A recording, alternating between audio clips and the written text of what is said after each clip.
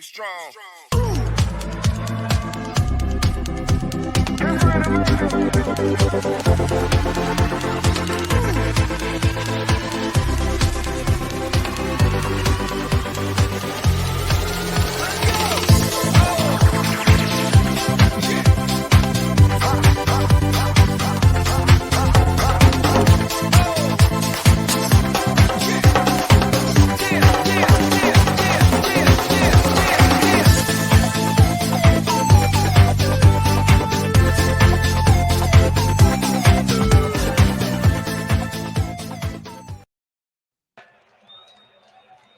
And the 3-2.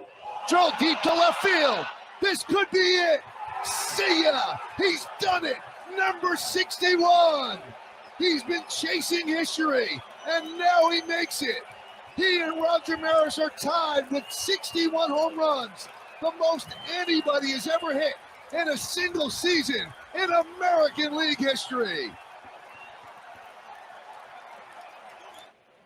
Ball up in the strike zone, and a lot of times as a hitter, you've seen him fouling a lot of balls off.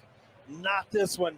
Had a little top spin on it, and you never see emotion from Aaron Judge. Well, you did here. What a monkey off his back, and what a swing for the ages. Well, Tim Meza will now forever be on the other side of history with Tracy Stallard.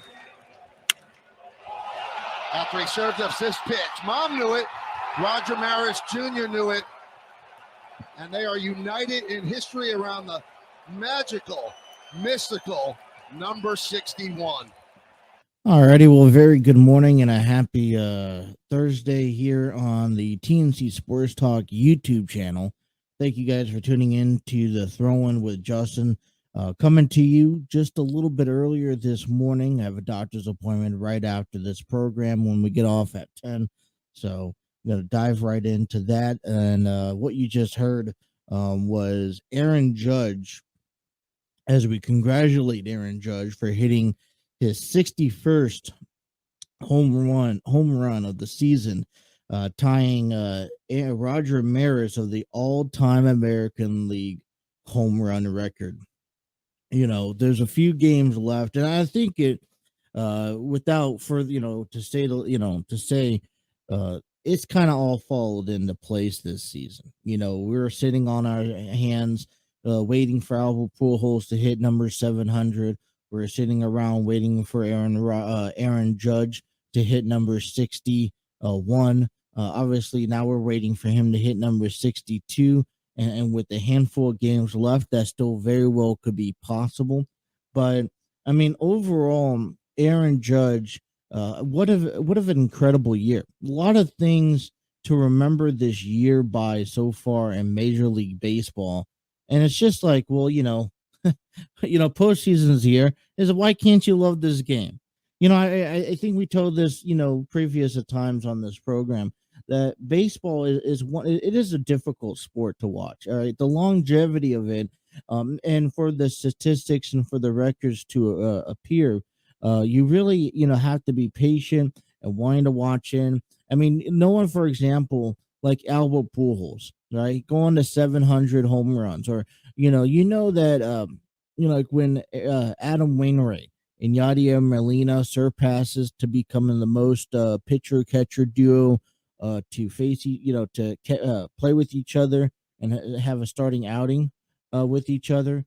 For that is, you could time that up. All right, when's the next time are they coming out? All right, let me tune into that matchup. But when it comes down to players and at bats, like for example Judge and Pujols, you don't know when that's going to happen. So what do? Do you really sit down and watch each and every game of these at bats, or do you at least watch each and every at bat that you see? And and I was wondering for just a slight moment there. I mean, I didn't have doubts that Aaron Judge wasn't going to hit his 61st home run, and there's probably no doubt that over the next week worth of baseball that he ain't gonna hit number 62. But it took him a little longer, and I think, like I said, it falls into place. Albert Pujols comes in and hits his number, hits his 700th home run against the Dodgers this past weekend.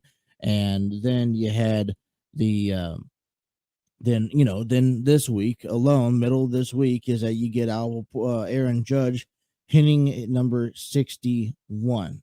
So I think today taking a lot of you know I think today you're taking a step back and kind of enjoying the world of sports, especially in baseball, as we start taking a dive and getting ready for the postseason. Now, Judge can set an AL and Yankees record of 62 home runs. And currently he's on the pace for 63, at least according to what the statistics show. So can he or will he be able to? I'm certain. I'm most certain. Obviously, his next goal is to hit 62, 63. I mean, I don't have any doubts that he could hit, but it hasn't been easy. The Red Sox, when he played the Red Sox last weekend, it wasn't a walk through the park. There was many times where he's been walked. And that's understandable. I mean, Albert Pujols has been dealing with the same thing. When you're that good of a hitter at the end of the season, a lot of players don't want to face you right now. Right? I mean, they don't want that scar of hitting a ball out of the park on their record when you're that good. So, congratulations to Aaron Judge. And we got a pretty big, not pretty big, but 2 hours episodes in for you today. We'll talk about the 4-3 loss that the Pirates, that the Reds got. Reds got swept by the Pirates, and I mean, I don't know if you're a Reds fan. I think if you're David Bell, you need to go into this locker room and just be frustrated with this organization. How in the world are you able to drop 3 games out of Pittsburgh? I mean, and all due respect, I mean, this is not the way to end off the season. And I mean, you were on the pace of finishing off a decent season. All right, a decent season in my books. There's no reason why you should have sat there and lost the series to the Pittsburgh Pirates. Now you're practically 1 game away, all right, after losing 3 from moving into last place. I mean, this is how much things could have been different. You could be sitting at the coming into this weekend at 63 wins, and hopefully that you could contend for the Cubs. I told you, there's it's about how you finish the season. Build some resume. I mean, especially you dropped the last 2 series. You got swept by the Pirates the last 2 series of the season, and it doesn't look good going into the off season. It doesn't look good going into the regular season next year. I mean, Cincinnati Reds it's frustrating. All right, you get a day off today. You head over to Chicago. You play them 6 games, 3 games on the road, 3 games at home. You're ready just to go home, ready to put it up. Okay, but so we'll talk a little bit about baseball today. We'll dive into the playoff picture like we always have, and we always looked at any particular games that we're expected to tune into and pay close attention to. But we also got to get ready for Thursday night football tonight. Yeah, the Miami Dolphins taking on the Cincinnati Bengals, and we finally get a chance to see the Bengals underneath the lights as they head into play. 2-1 on the season. Dolphins are undefeated. So, and the Bengals are going to be able to rock out the new white helmet that they're implementing this season. So on Thursday night football. So what? We'll give you our thoughts and our takes on that. I'll give you my picks like I do. I'll come back tomorrow morning and give you my initial picks for the rest of the week, and including in all the roundup and all the games and whatnot. So, great Thursday night football game. I will say that this is, I told you that last week. All right, the win over the Jets was a key win, right? It's a key win because it's the first one of the season. You didn't want to drop down to 0-3 on the year.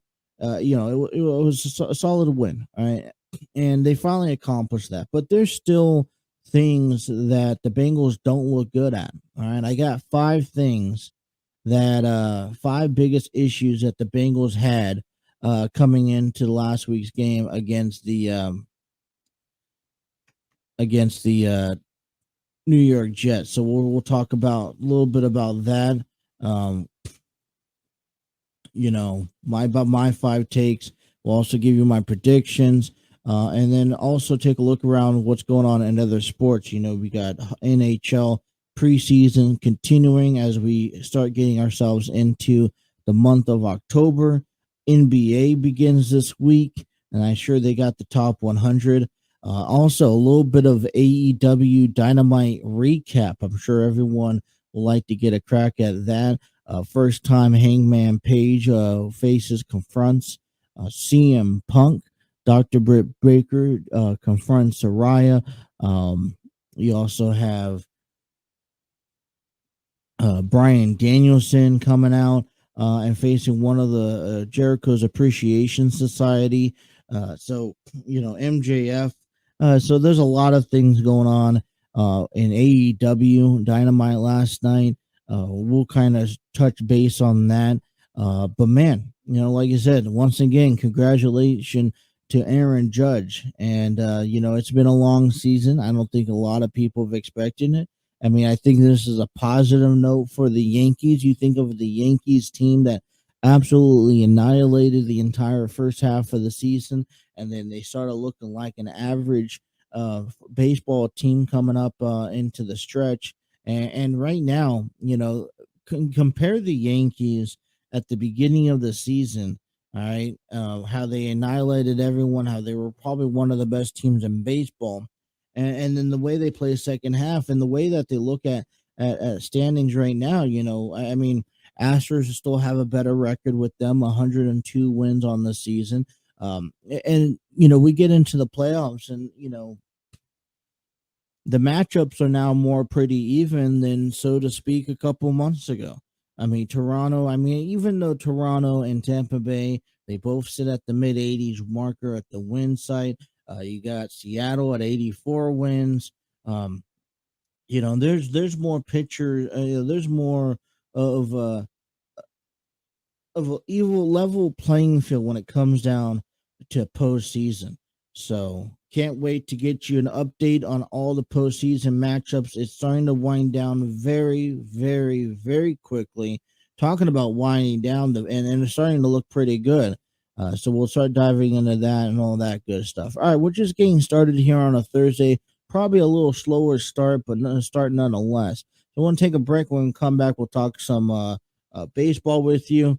We'll probably just kick off with that with the Reds and the Pirates, and then we'll go from there.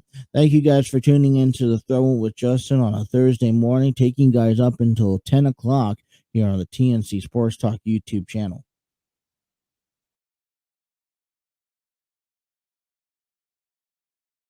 Reds, Luis Cessa, his numbers from Western and Southern. More times than not, the success for Luis Cessa really comes down to the landing of the breaking ball. He had a couple of more hits last night, Neil, and had a 4-hit game, the opening game of the series. He's backing off on balls. He's trying to hit balls the other way. Jeez, how about that? That is impressive. That's an emergency swing right there, too, Greg. That's the one where you get fooled and you just hope to foul it off. Reynolds 2 for 5 with a home run against Cessa in his career. Grounded right side. Backhanded jump throw against the grain. Alejo Lopez. He looked like a shortstop there. Cruz takes third. Well, 2 games. Andujar with 4 RBIs already as a Pirate. Cleared the bases for whipping double last night. Hit out to the notch in left center. Long run for Friedel. He can't get there.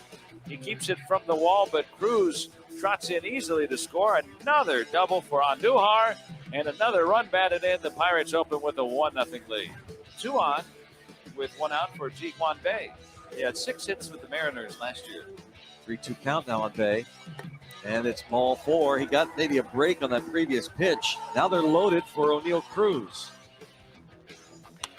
Line drive to right field. And look at this bullet off the wall.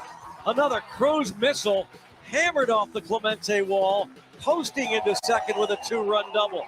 Pirates take a 3-0 lead. Picked the wrong spot to hit it, and that little cutout in right center field of the Clemente wall. Oh, just a few feet from getting out of here. About 4 or 5 more feet right there. And now the new pitcher DeYoung comes in, and the first batter greets him with a single to left. Kyle Farmer struck out, flied out, grounded out. Swings, he puts a charge into this deep left field. Back Sawinski, he's at the wall, looks up, it's gone.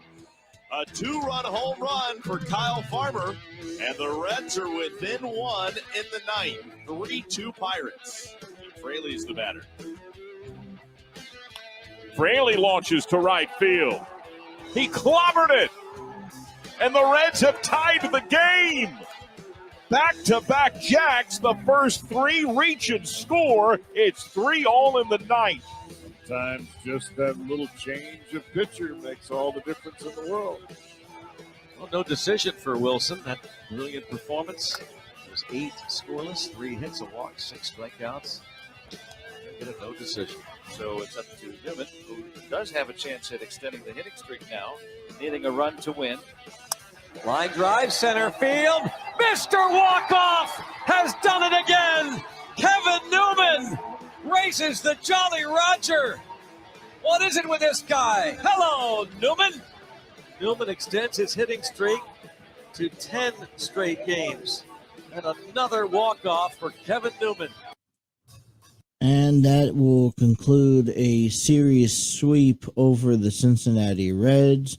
The Reds fall to 60-96 as the Pirates advance to 59 and 97.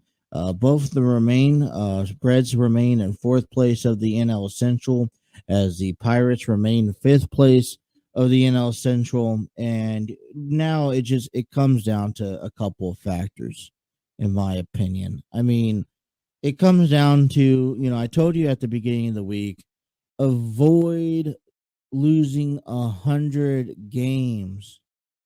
The Dodgers are at 107 wins, and for me, it's almost contending to who can actually win the most. Or for the Dodgers, who could win, and for the Reds, who could lose the most. And my biggest concern is the last thing you need to do for the Reds organization is to move yourself to last place. Now, there's 6 more games left, 3 in Chicago, and then you come home to play the Cubs in 3 games. All right, and that's it. 6 games. There's no way that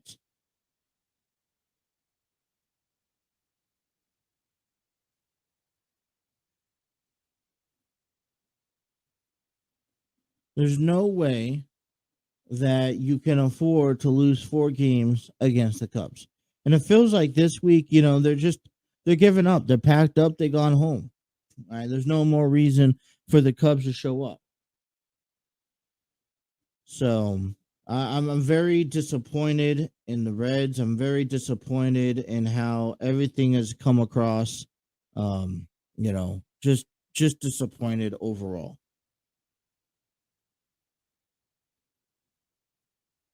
And they wrap up this series. And here's the thing. And I guess here's the frustrating part. Is that the Reds ain't necessarily playing all that bad of a baseball. Right? I mean, yeah, the run game wasn't sufficient enough. They put up 7 hits. Couldn't bring anyone home. You had the great back-to-back home runs in the 9th inning by Farmer and Fraley. And yeah, they look, they tie the game. They tie the game, and Sessa. Listen, I mean, do you really think Sessa had a bad outing? Giving up in 6 innings, giving up 3 runs, giving up 4 hits, 6 hits, 2 strikeouts, 2 walks. Yeah, 4.8 moved to 4.76 ERA.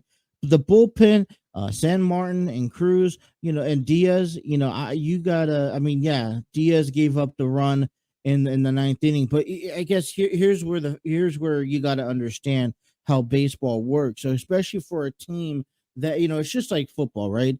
Defense needs to prevent from giving up no more about 20 points. I think that's an average, right? Because you need to give the offense the ability to score more points than the defense. So realistically, you need the defense to put up, to block them for 7 points, for 20 points.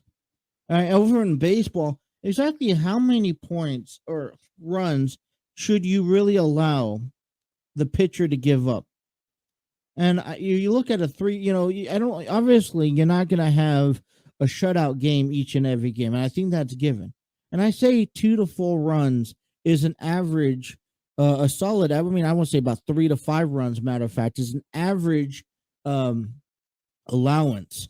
For me, in a per game, right, that means your starting pitcher could give up 1 to 2 runs per game or 2 to 4 runs per game, and your bullpen limits themselves to 1 run. And this is what the Pirates did. They capitalized on all their runs. See, the Reds Pirates just had a little bit better outing, right? Only giving up 3 runs. They made their starting pitcher look good yesterday. I mean, Sessa, like I said, hey, solid 6 innings. I'm very impressed by Sessa. Yeah, he's hit some batters. He's walked some batters, and he's also had a couple of strikeouts, and so that weighs it out. But obviously pitchers are going to give up some hits, but when it comes down to the offensive wise, I mean, only 3 hits allowed from Wilson in 8 innings. I say 8 innings there. 1 walk, 6 strikeouts. Like I said, for a team that is in last place, for 2 teams that are looking for better for next year baseball, it's just frustrating, right? It's frustrating just to see, the Reds get swept by the Reds. It's frustrating to be a fan, and you're trying to look towards something positive to finish off the season. There has to be something positive to finish off the season. And I beg to differ of what that is. I'm biting nails. I'm hoping and praying that the Reds don't lose 4 games in Chicago.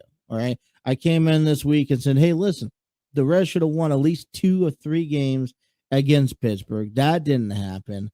And I'm hoping, man, I'm just hoping that the Reds don't lose any more than 4 games over the next 6 or 7 days, 6 games, okay, to finish off the season. And I will love the Reds. I will love the Reds to finish off the season strong against Chicago and stay in 4th place. At least if you guys could do that this time next week, I will say that I'm satisfied that we could start diving in and start talking about the next season for the Reds, what they need to do, where did they go wrong. Oh man, it's one after the other. Taking a look around the NL Central, Milwaukee beat the Cardinals 5-1. Woodruff picked up his 13th victory on the season. So Quintana drops his 7th of the season. That series is wrapped up, and Chicago Cubs also yesterday picked up their victory over the Philadelphia Phillies 4-2. They moved to 69 and 86. As much as the standings still hurt for the Reds, the Cardinals, okay, they have clinched the division with a couple earlier this week. Their one Milwaukee is sitting in. Did they clinch the division? Yeah, it says clinch the division. It still shows that Milwaukee has 1 game for elimination, but yeah, they clinched the division. Milwaukee is 83-72. They're in 2nd place. The Chicago Cubs is 69 and 86 in 3rd place. Okay. The Cubs and the Pirates are on a 3-game winning streak, while the Reds are on a 3-game losing streak. And coming in for the scores today, if you're looking for some baseball on a Thursday afternoon, just pop that up for in the division. As I mentioned, the Pirates, the Reds, and the Cardinals all have today off. The Phillies will be over in Chicago to play the Cubs at 2:20 p.m. Suarez will be on the mound for the Philadelphia Phillies. He's 10-5, 3.38 ERA. As Assad will get the nod for the Cubs, 1-2, 4.28 ERA. They will wrap up their series today, and Milwaukee will begin their 4-game series against Miami. I believe it's a 4-game series. I want to double check before I give you any information. Yep, 4-game series. They will begin their 4-game series tonight. 7:40 first pitch. Garrett is on the mound for Miami. 3-6, 3.52 ERA. Eric Lauer will get the nod for Milwaukee, who's 10-7, 3.96 ERA. As Milwaukee still hangs in. For Milwaukee, they want Chicago to beat the Cubs, or they want Chicago to beat the Phillies. My mistake. And take on, and the Milwaukee wants to win. And here's the thing. We take a look at the wild card in the National League. The Padres lost against the Dodgers last night in a extra inning fashion. All right. And they will face them again later on today. So that's been a good series, a 1-1. And, I'm praying for the Padres to kind of win. That's kind of been their struggles all season long. So, they're 2.5 games above Philadelphia. Philadelphia sitting at 83-71. Milwaukee is 83-72, a half a game back of the wild card.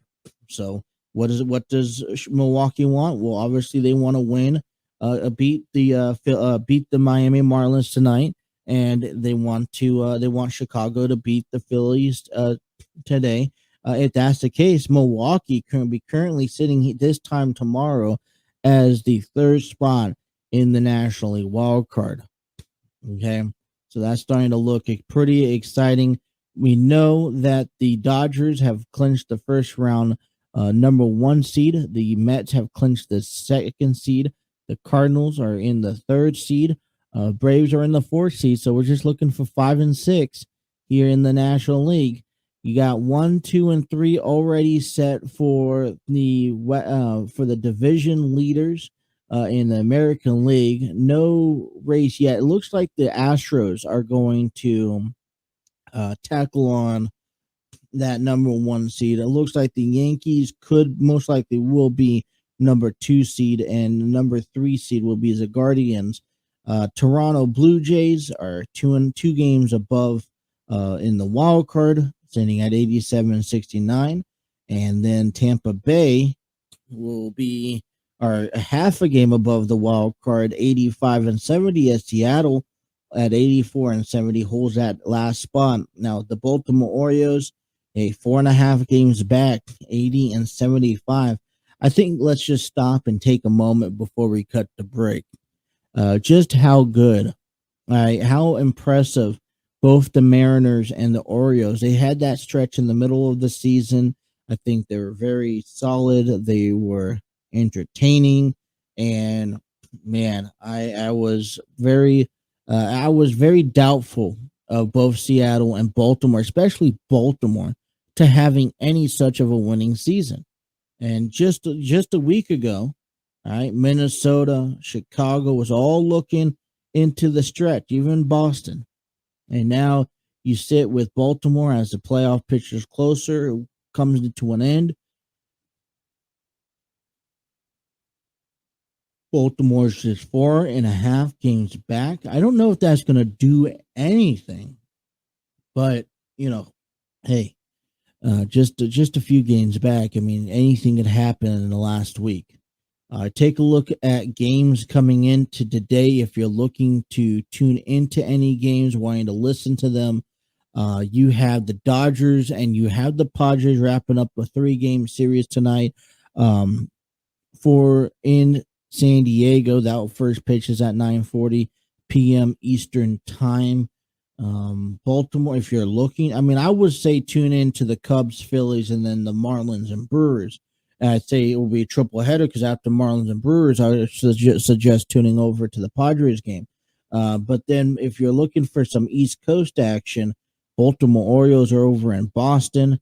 And then also the Mariners are home to the Texas Rangers as well. That's at 9:40. And so that is your around the league and Major League Baseball update for you guys.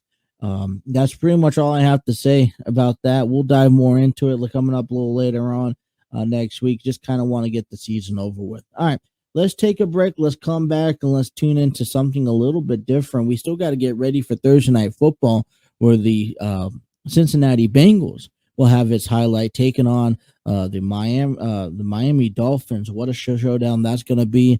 We'll probably dive into some of the games that's going to expect, especially in the division this week. Maybe some key games that we expect to win. All right, thank you guys for tuning in to Throwing with Justin right here on the TNC Sports Talk YouTube channel.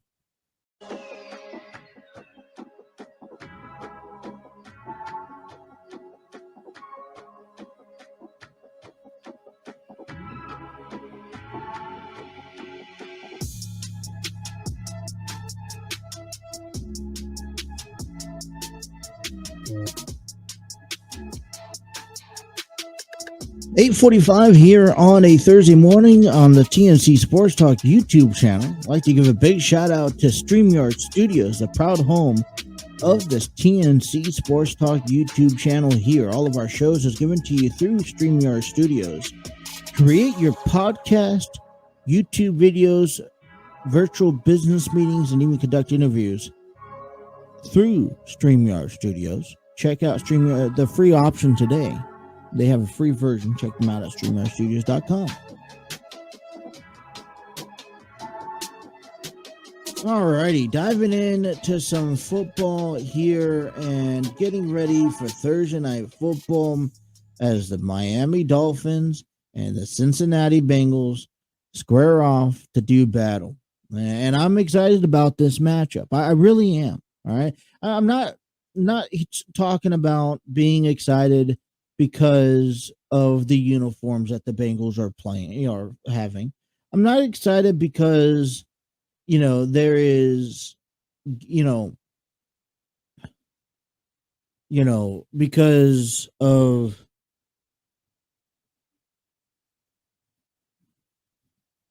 I don't know. I'm excited.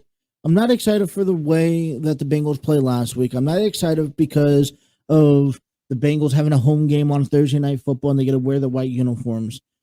I'm excited about this game because this is an opportunity. You talk about for the Bengals, and maybe if they didn't start, the season off 1-2 or 0-2 on the season.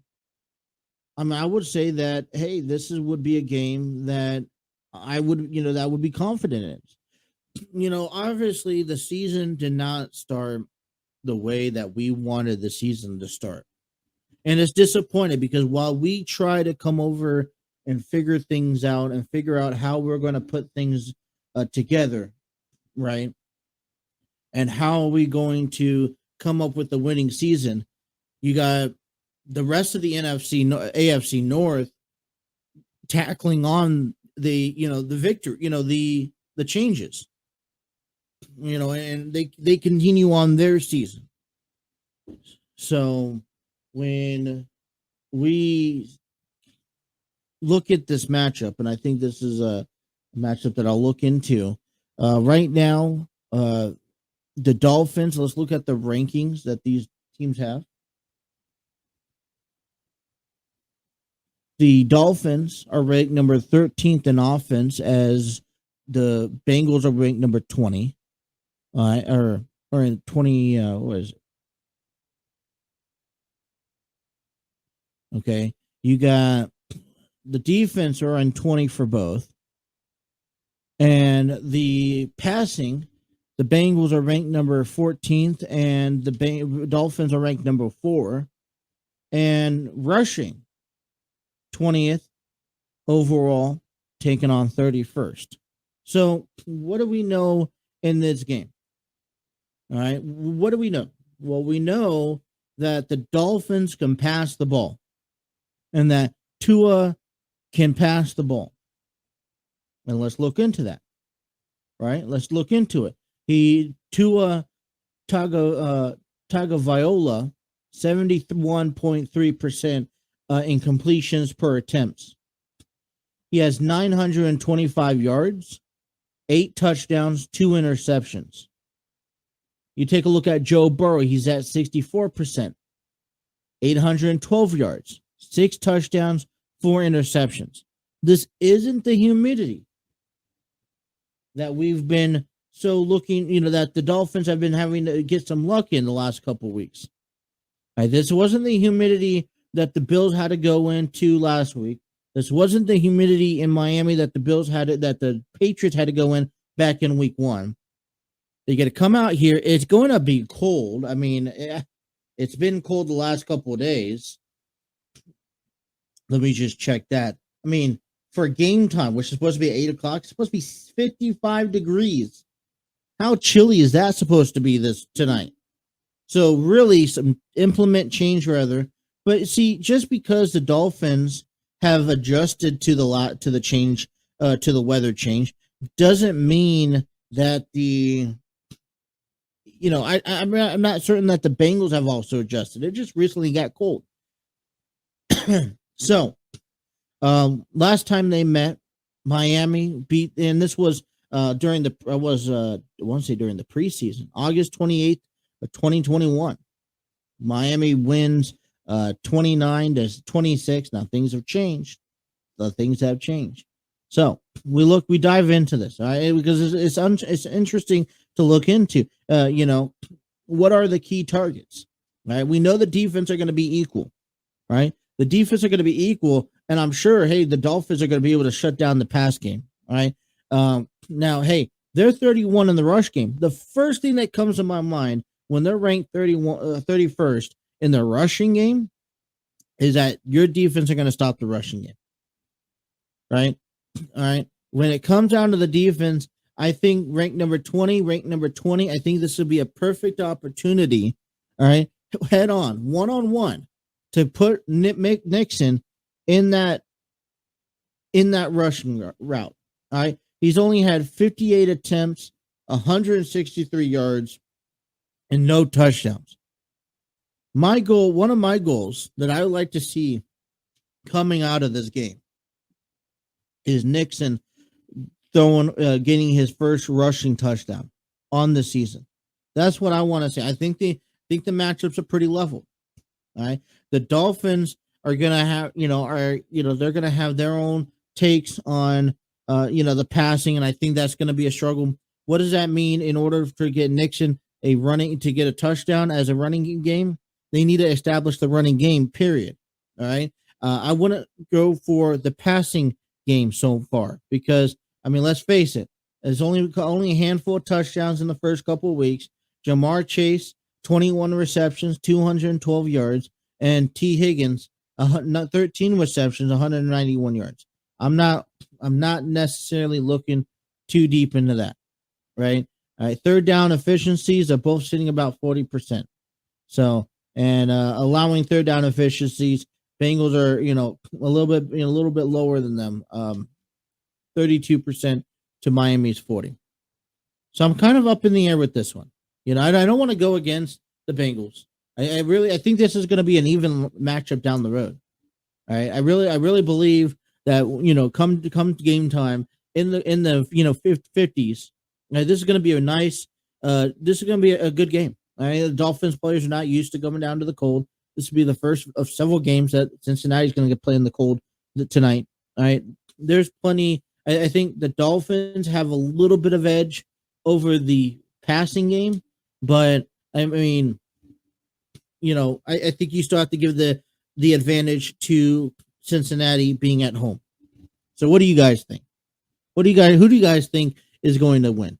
Will Miami Dolphins remain undefeated by tomorrow morning, or will Cincinnati be at 500, handing Miami Dolphins their first loss on the season?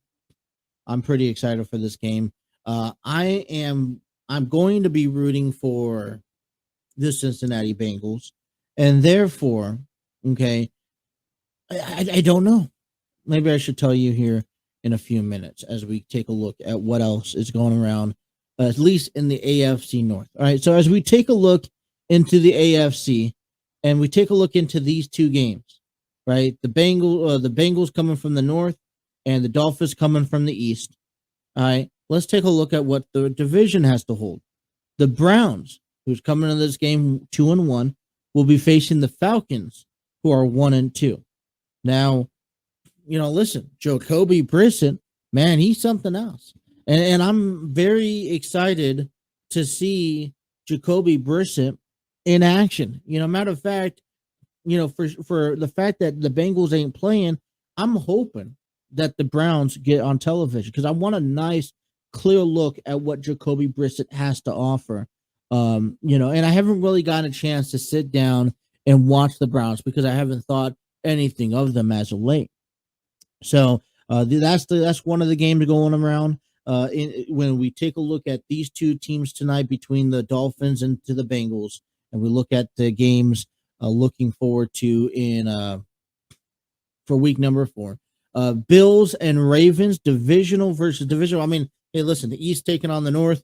That's going to come up again, and I think it comes up again also in the 4th team because you have the Jets taking on the Steelers, both 1-2. That's going to be Joe Flacco versus Mitchell Trubisky at home. I don't know. I know that the Jets lost last week against the Bengals, but I don't necessarily count them out. Now, I don't think that they're a contending team. I honestly believe that the Steelers should walk away with the victory on this half. And then as far as the Bills and Ravens, listen, I know both of them lost their game. It's going to happen. All right. I think at the end of the day, you have to realize, you have to understand that both teams are going to lose. All right. Good teams are going to lose. That's what we saw last week. We saw the Bills. We saw the Chiefs lost. Right. It's how you come back from that loss that is going to say more about you. And so my question is that will Josh Allen and the Bills be able to bounce back in Baltimore to beat the Ravens? Or will they allow Lamar Jackson to have another MVP game like he did the last couple of weeks? And but not least, the Patriots 1-2 going over to Green Bay. And I strongly feel that with Aaron Rodgers and the Packers, I'm confident that they're going to probably be lights out when it comes down to games at home. Now it's a different story when they're on the road, when they have to deal with the road pressure. I mean, we saw a little taste of that last week against the Buccaneers, but as the season progresses, Aaron Rodgers, I think the key thing with Green Bay is that Aaron Rodgers has to deal with a whole bunch of young receivers. Now he gets to shape them any way he wants, and I think that's great, but he still has to deal with that. So that's going to be a good game. I'm avoiding predictions for Sunday's game. I'll give you some of the Sunday's games tomorrow. I'll give you all Sunday's games tomorrow, and I'll give you my predictions tomorrow. But when it comes down tonight between the Bengals and the Dolphins, man, I still think it's going to be a good game. All right, good game. And I'm going to go ahead and stick with those Bengals. I think it's a pretty even matchup for the Bengals to come in, handle business, pick up the first game win of the home stretch, right? Handle this is kind of like the first steps of getting the Bengals back to where they need to be. And a win like this will do so much for the Bengals. But if they lose, we're back to where we were as if we're 0-2. All right, hour number 1 is completed. We want to start transitioning into hour number 2. One of the things we can look into, we'll talk about AEW, Dynamite, and much more. Stick around. More of the TNC, more of the Throw In with Justin on the TNC Sports Talk YouTube channel continues.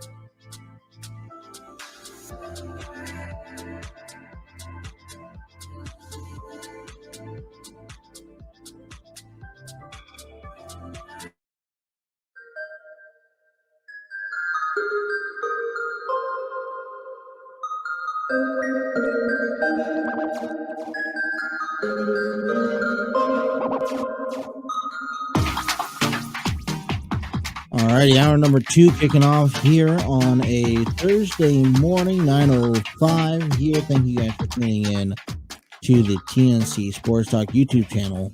If you guys miss any episode, please make sure to come back and rewind, re-listen, rewatch. Hit that like, share, subscribe button. Press on those notifications. Don't miss a single episode.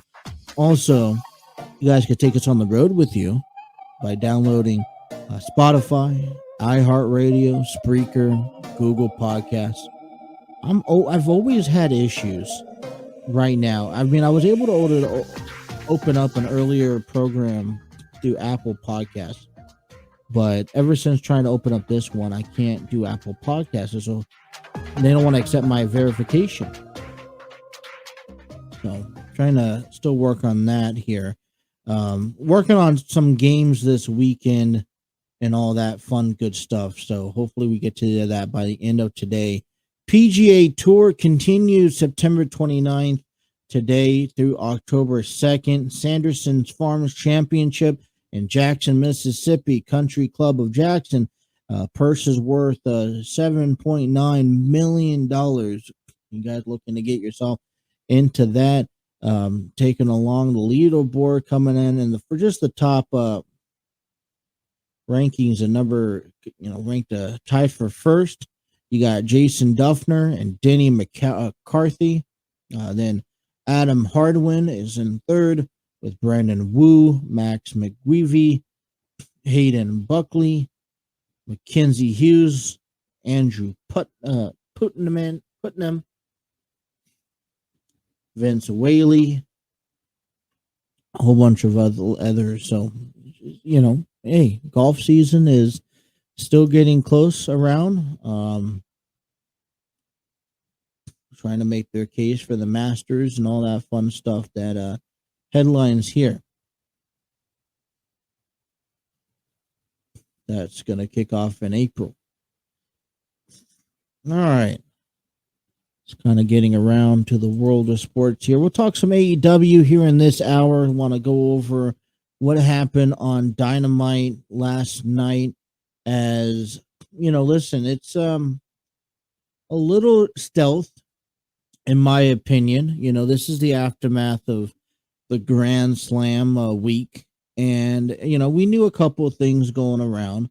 We knew Hangman Adam Page going to be taking on Jon Moxley in a couple of weeks. So, excuse me. You got this Luigi guy from New York. It's just funny as hell. It's cold outside. Very cold. Hopefully you guys stay warm. All right, NBA is coming up here and tips off in the preseason tomorrow. Tomorrow's actually, let me pop that up. Tomorrow, we got a special score. I don't know why. We got the Golden State Warriors tipping off at 6 a.m. tomorrow morning against the Washington Wizards at the Saitama Super Arena in Tokyo to kick this season of NBA off. And man, I don't, listen, this is kind of some treading water. I'm going to say that. I want to tell you it's a little of treading water to get into when it comes down to the NBA. I've always, I don't have a problem getting into it. I don't have a problem talking about some of the stories and looking into everything. But, listen,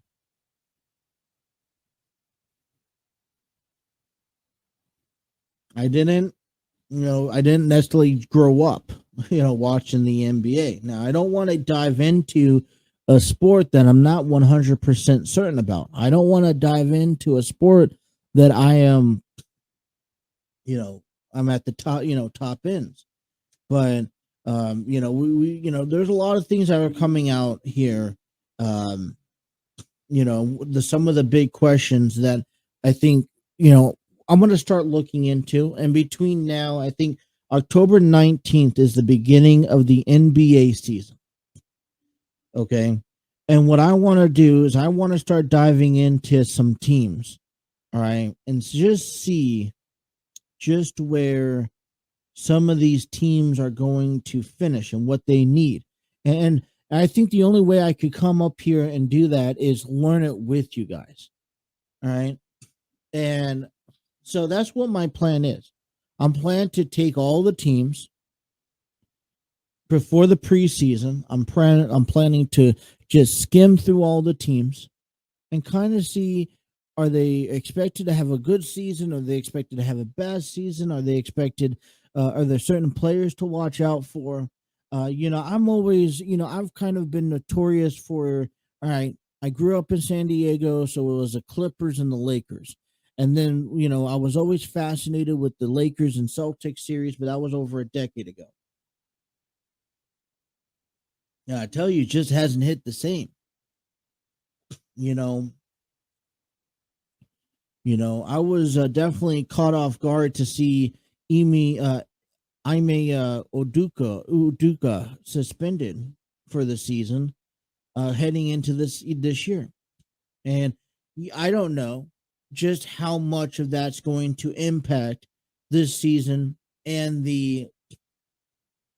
how the Celtics are going to end up this season. All right, violation for team policies. So, I mean, I hear stories and I read some articles, and I'm not necessarily, familiarized, but then I was, reading an article about this whole suspension that, there's still very fresh in the NBA minds. A lot of players, Marcus Smart, Jason Tatum, were very, very surprised. Tatum explained that he found out on Twitter like everyone else, while Marcus Street noted that Udoka had recently visited him in Los Angeles, which gave him a sense of the offense and was moving along normally. All right. Tatum said it was an unfortunate situation. Nobody expected this coming into the season. We're all off guard and everything, but we're trying to move on and move forward and play basketball.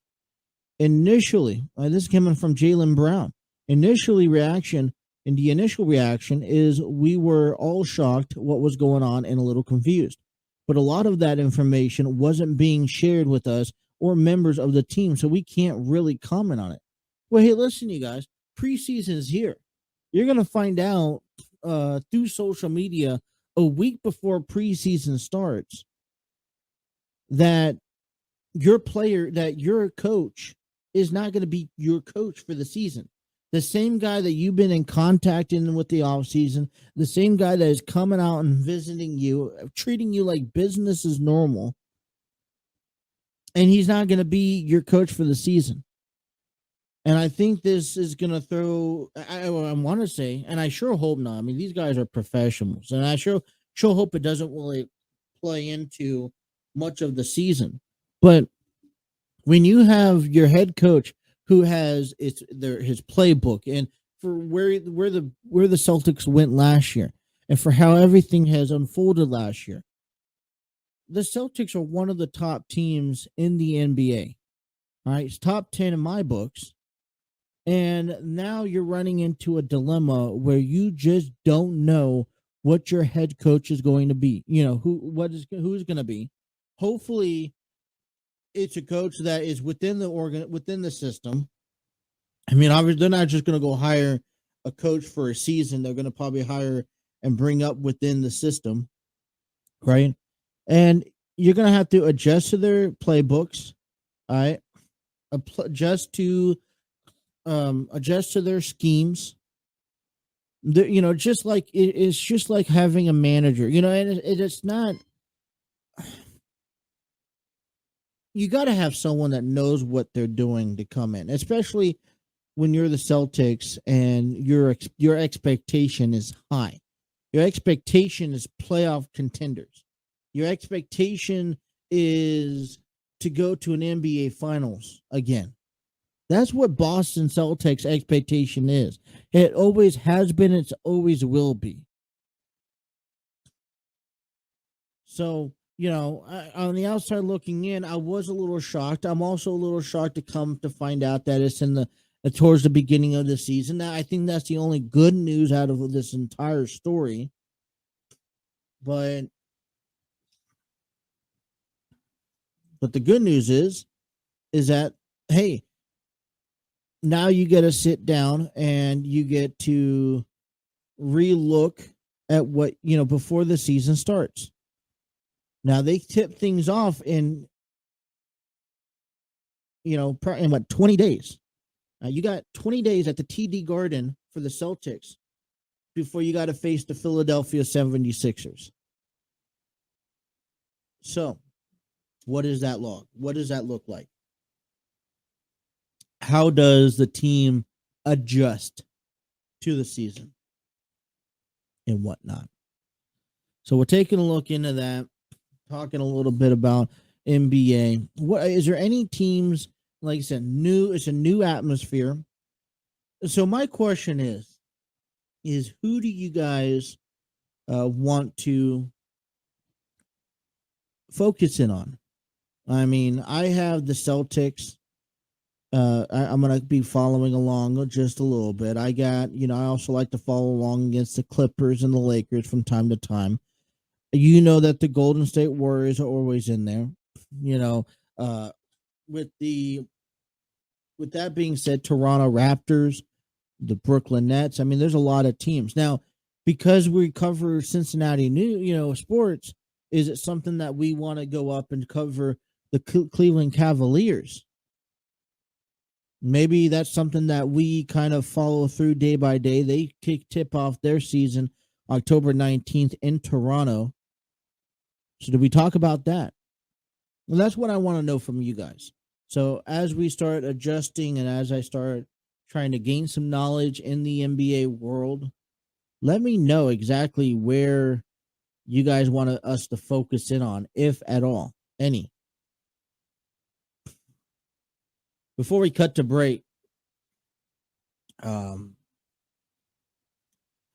yesterday, Columbus Blue Jackets beat these Buffalo Sabres 4-1 with Myers, Bimstrom, all scoring a goal. And I think that it's only fair to follow the Columbus Blue Jackets, only so much so that they, I think it's more rarity. I mean, I think we're going to cover more of the Cincinnati Cyclones and their season more than anything else. I think that's fair to say. So this is the preseason after picking up their 4-1 win. All right. They were 37, 38, and 7 overall last season, 6 in the rankings. They lost back on the 25th against the Penguins.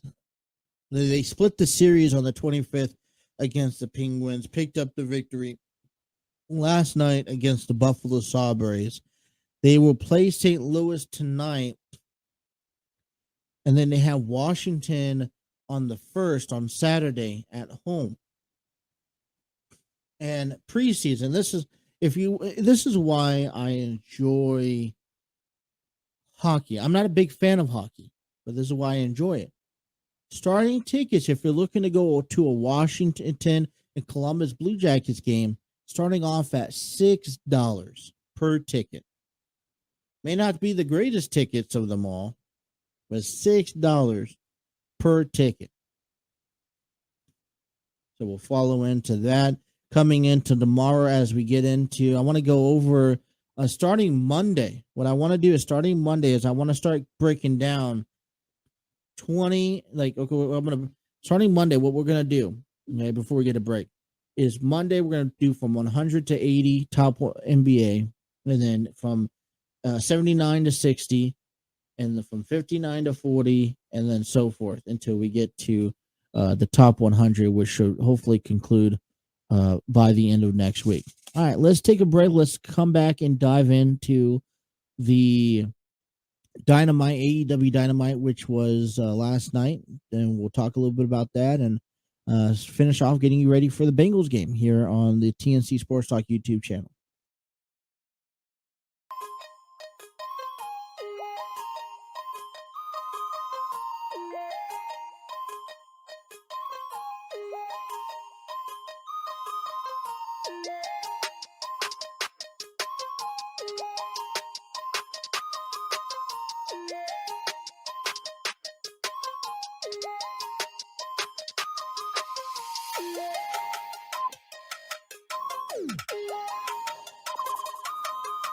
Alrighty. 9:27 here on the throw-in, taking you guys up until 10. We'll be back again tomorrow morning to give you our weekend thoughts and give you guys ready for the weekend on a Friday. A lot of things going on there, but before we could get into that, we got to start talking about some AEW Dynamite.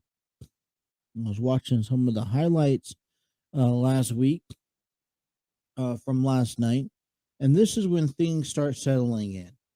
Chris Jericho's the new Ring of Honor champion.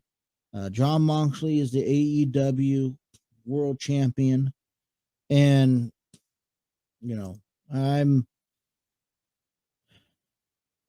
let me put it this way.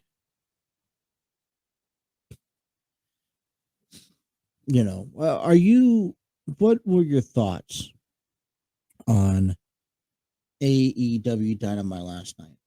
I thought it was a little, not as, I think, whenever you have a big week like Grand Slam was last week, I think it entails and entitles to kind of a down streak.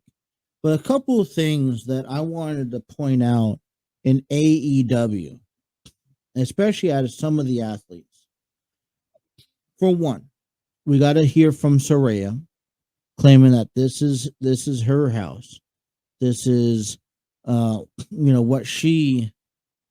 this is where she belongs. And I strongly believe that this is where she belongs. There are certain athletes that, as you get older, you could go for 2-3 weeks on end, and then you could go, competing inside the ring, and then you need a month off. I mean, you take a look at guys like Matt Hardy, Jeff Hardy, Sting, Chris Jericho, Paul Wright.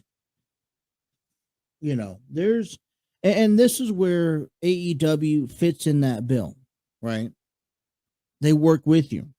They work around your schedule.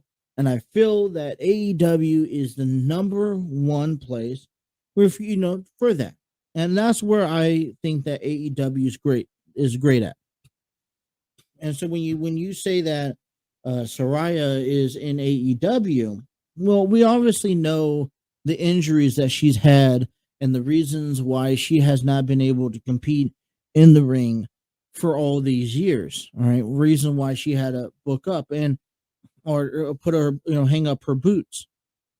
I mean, I think a lot of people, when you get the opportunity to go out on your own terms, that you take the opportunity to go out on your own terms. It's the reason why Edge has returned back to WWE. It's the reason why Bryan Danielson has returned back to in-ring wrestling.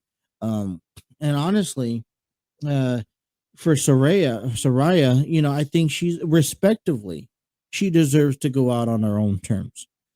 Okay. There's still so much, she helped pave and create an era of professional wrestling and was not given the opportunity to be acknowledged among some of the women who have really paved the way. and that was due to her injuries, the stuff outside the ring, in the backstage area, and so kind of getting this fresh look again of getting a chance, a future chance of stepping inside the ring, having some great matches with women like Thunder Rosa, hopefully Jade Cargill, you take, Dr. Britt Baker, and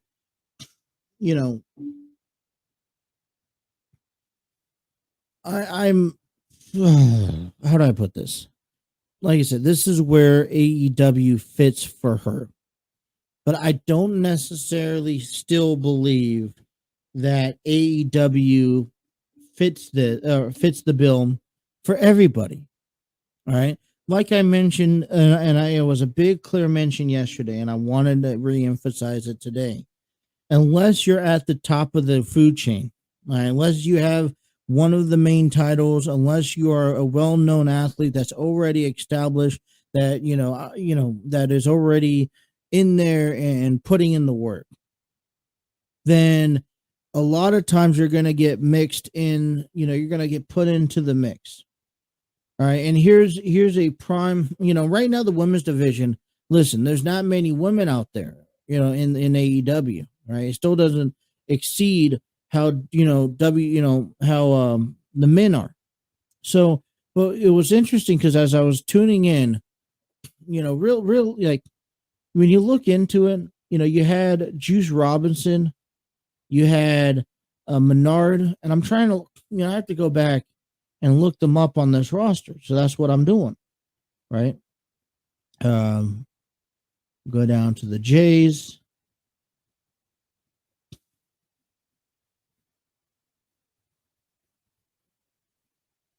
Matter of fact, if I could find him, I had to find him first. Well, let's take Daddy Magic, Matt Menard. All right, I'm going to go to the roster. I'm going to go down to Matt Menard. If I could find him. He's somewhere. Bear with me.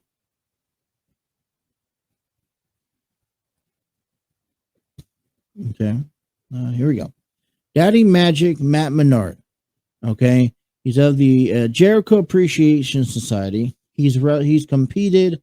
He's 5-0 in tag teams. He's 3-2 against trio champions, and his career is 23-10 in AEW, and he's 11-3 so far this year. So he's competed 14 times in the ring this year alone, and that's about 3-4 times a month. That's about 3 months of the year. All right, so he's working just a little over 3 months a year. He faces Bryan Danielson last night on Dynamite. And, it was one of the guys I was mentioning in part of this whole, who are you? Who is he? Type of, type of scenario. So my point is, and then you take a look at Rock Hard Juice Robinson. All right, let's take a look at Juice Robinson. We got to go down to AEW roster. I'm going to go down to the Jays. All right, I'm in K, Jungle Boy, John Moxley. I don't see Juice Robinson. All right, so that's my thing. Rock Hard. Maybe I could search him up through Rock Hard. Bear with me. I'm trying to find this athlete that faced John Moxley last night. So, there we go. Nope, no Rock Hard. So, Juice Robinson, I apologize, but I have no idea in the world who you are. Okay, apparently, Juice blindsided Moxley while he was making his entrance. Juice got the pump on Moxley.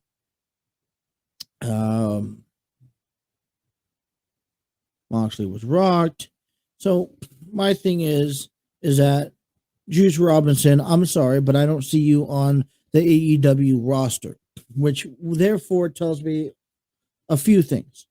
All right. One, Moxley doesn't. One for one. All right. These guys that are on the AEW roster are not getting promoted, are not getting the television time that they need. Here's a good idea. About a year earlier this year, Lance Archer had some incredible matches with Hangman Adam Page. Now, it's just ironic how Hangman Adam Page is the new AEW champion, but where is how come we couldn't implement a guy like Lance Archer into a match? And apparently this is a so-called AEW World Championship Eliminator match. I don't know. I don't know the purpose or the story sometimes behind some of these matches that are put together. And you're bringing guys out from AEW, out of AEW into AEW to put on matches. And I think that's great. I think that's a world, great talent that you guys do so to promote it. But there's a bunch of talent that's already on the roster that needs to be promoted first, right?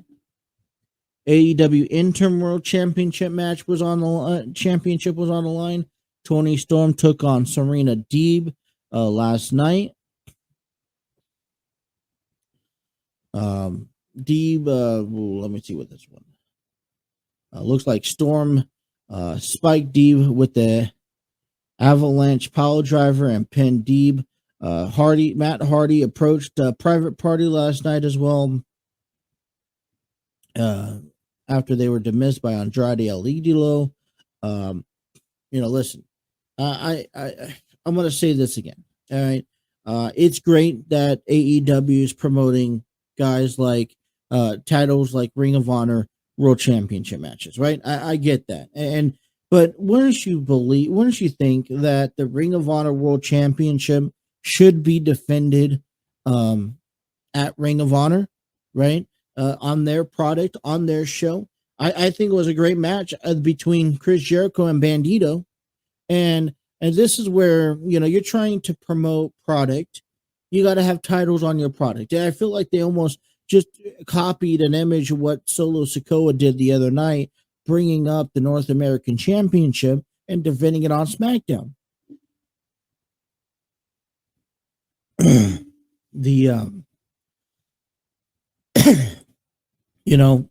Overall, it wasn't a bad show, in my opinion.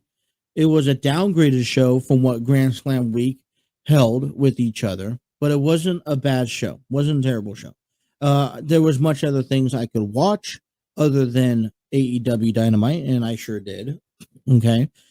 But, these are the simple problems that I think needs to be fixed. Right. All right.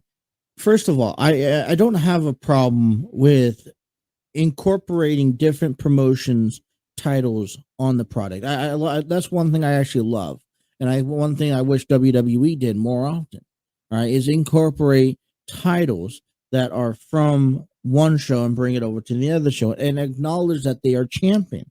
All right. But when I'm and then I know that AEW has Ring of Honor in their back pocket. But when you don't see guys in the ring and here's the difference. There's a difference between, you're getting them television time. But here's the problem with Matt Menard. And I want to just really focus in on Matt Menard, right? Matt Menard is coming out each and every week with Jericho Appreciation Society. Yes, he's giving his 5-10 minute segment, on the TV, but it's not focused in on Matt Menard,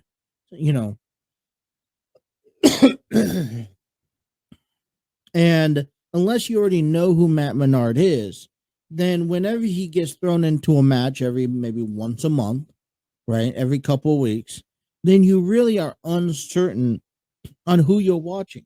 So last night, yes, I was watching a member of the Jericho Appreciation Society compete in the ring, taking on Bryan Danielson.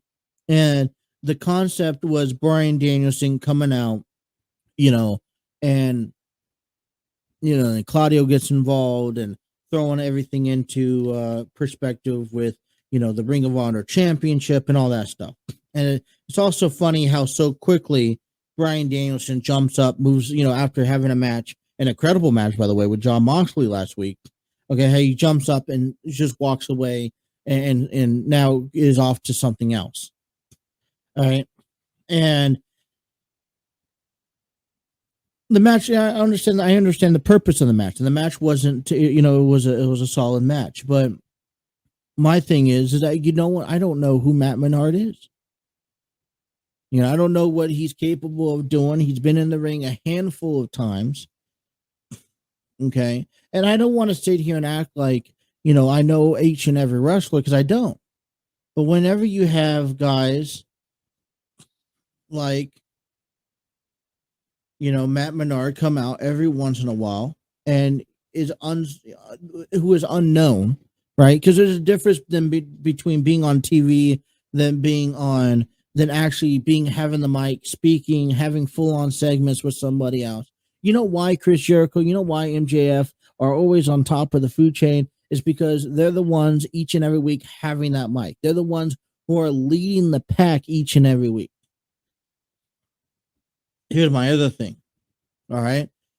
Jon Moxley. Did he really needed a match last night? He just got through going through the last several weeks, hell and back, after dropping the AEW champion, winning it again.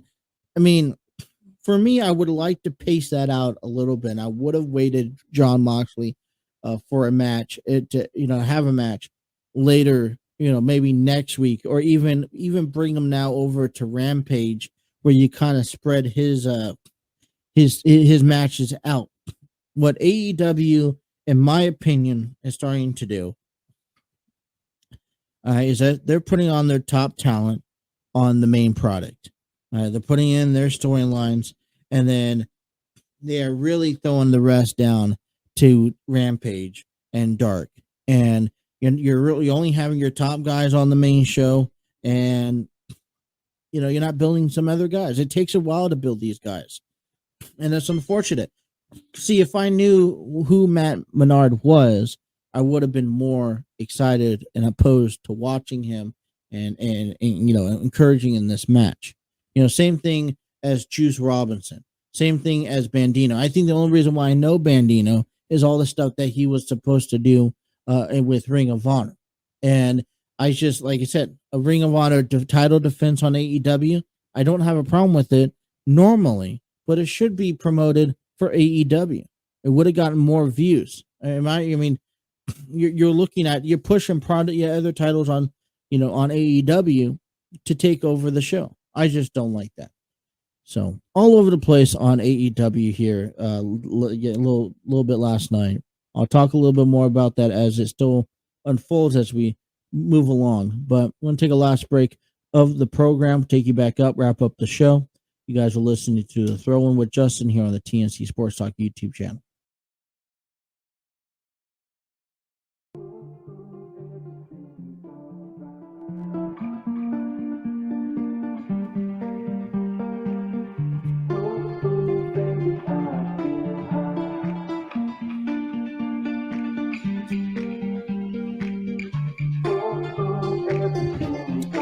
Discover your world-class artists, composers, and bands. Find the perfect soundtrack and give your social media accounts the music they deserve.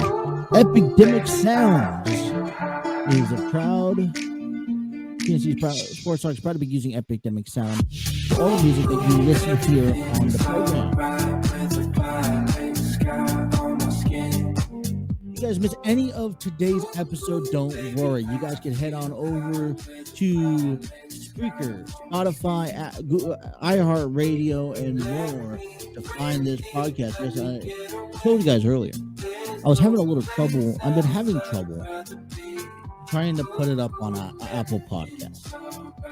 I'm still working on that. I apologize, you guys. But listen, if you guys miss it, you guys want to take it on the road with you guys, download us on Spotify, Google Podcasts, Spreaker. I want to give that's all thanks to Spreaker.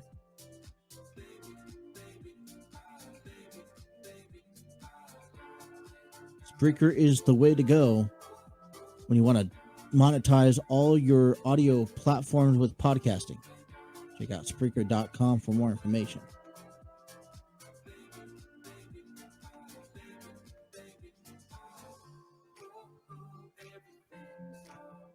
All righty, wrapping up another week in the world of sports. Heading into the weekend, the Reds day off, probably well rested. Hey, listen, you needed a day off. You're gonna get a day off. I say, simple. Come into this Chicago Cubs series with a gripe on your shoulder. You want to finish the season off with a bang. If you are the Reds, you don't want to lose 100 games. I mean, you're 3 games away from losing 100 games. What does that mean? That means you got to go in and win both series against the Chicago Cubs. And I can tell you right now that there's 2 of the 5 pitchers that I'm confident in throwing out there that could give me a good outing. And you just don't know what you're going to get out of the bullpen. So enjoy your day off. We'll talk more about that tomorrow. But it is game time. Thursday night football here tonight. I know we talked a little bit about it earlier on. I want to kind of recap and bring that back around to full-on circle as the Bengals. Man, hey, listen, they get a chance to come and walk away 5-5 on the record after 4 weeks, after 1 month of football. When you think about it, a month ago, we were sitting here talking about all these stuff that was going on. Getting ready for the Bengals to play football, talking about how exciting the season is, and it's any given Sunday, right? Some of the greatest things that have happened, and it's really been a whirlwind of expectations. I believe, listen, there's a lot of implications. I think this matchup is a very even matchup. Miami's coming into some cold weather here tonight. It's Thursday night football, so it's a late night throwdown with these 2 teams. And I tell you that Thursday night football is the night to kick off what is expected to happen during the week. All right, and I tell you this all the time because it is. It sets the tone for the week. And I think that this is a great matchup for these 2 teams. You got the 3-0 Dolphins coming into Paycor Stadium in Cincinnati to face on the 2-1 Bengals. Now the Bengals went over to New York last week. They won, and we could celebrate that game all we want. But winning a first road game and winning the first home game sets the way. And I think, the more we put on, the more we take a step back, and if we lose tonight's game, I think we really have to sit down and really think, how are we going to play out the rest of the season? All right. The Ravens are 2-1. They have an opportunity on Sunday to be 3-1. Okay. The Steelers are 1-2. They have an opportunity at becoming 2-2. All right. The Ravens, they're going to have a tough matchup, but they have an opportunity at becoming 3-1 this season. All right. So out of the first month, taking away some of the things that we have already learned. All right. The MVP caliber of a season that Lamar Jackson's having. And like I said, sign him the big bucks because he deserves it. All right. Joe Burrow needs to get something going. The Bengals need to get something going. Was it enough work last Sunday picking up the first game of the season? Was that enough for the Bengals to get something going? That's what I want to know. Okay. And it's not going to be an easy walkthrough. So I believe that last Sunday was more of an easier game. Okay. Let's start from the bottom and work our way up now, because now you're going from the Joe Flacco and the Jets to going on and facing Tua, Tagovailoa, and the Dolphins. The undefeated Dolphins, the same Dolphins that beat the Buffalo Bills last week in Miami, and I don't think they have a problem coming into Cincinnati tonight and beating the Bengals. All right, and it's an important win, I believe, for both divisions, right? For both teams, it's an important victory because now Miami has one game above Buffalo. Not only that, they're in first place. I know, talking about it 4 weeks away, but you know how easy it is to slip in the East. And one game loss from the from the Buffalo Bills, and the tables could be turned just like that. All they got to do is go into Buffalo and lose to Buffalo, and the tables turn. Because I still say that the Buffalo Bills are on the top of their division. Okay. Now for the Bengals, like I said, another win gets you back to 500, the first home victory. Losing this game sets you 2 games back at where you need to be. As a matter of fact, 3 games back because you want to be 1 game above everyone else. So we understand why and the importance of just why this game is really, really big. Really big implications kicking off on a Thursday night.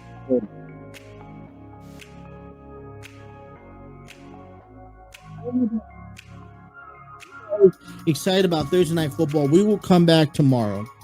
I got the Bengals. I'm going to go out there and say I got the Bengals winning this one. I think they got the home field chance, and I'm going to root for the Bengals. And that's it. Point blank period. Am I correct? We'll find that out tomorrow. All right. Give you a sneak preview of what tomorrow looks like before we sign off. NFL predictions, week number 4. We'll talk about some of the key highlights in the game. We'll take a dive into high school football around town. Western Brown. Okay. Archbishop is on top still. Western Brown up there. Beechwood is back at it again. I believe that tomorrow night's a really big game with Beechwood. And we'll talk about that. We'll dive into it. We'll take a look at where the Cincinnati Bearcats play and who they're playing, as well as what to look for in Major League Baseball's weekend. As we finally, last weekend of the regular season, this time next week, we will know the playoff implications. We will know who will be in the playoffs and the matchup. And we'll dive into get you guys ready for Friday Night SmackDown. So, busy day. Let's wrap up the week tomorrow. We'll be back about 9 a.m. Thank you guys for tuning into the Throw-In with Justin here on the TNC Sports Talk YouTube channel.